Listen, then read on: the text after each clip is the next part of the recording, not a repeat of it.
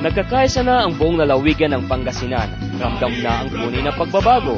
Patuloy nang dumarami ang naniniwala at sumusuporta kay Hernani Agzalud Braganza. Pangasinan muna, Pangasinan niya Braganza para Gobernador. Hindi kayo ng oportunidad na makapag-negosyo ng atulad trabaho.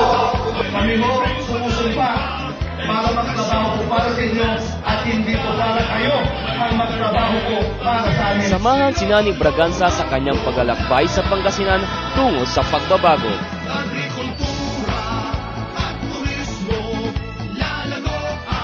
Tiwala ang maraming Pangasinense na sa liderato ni Nani Braganza, Pangasinan muna, hindi pusa muna.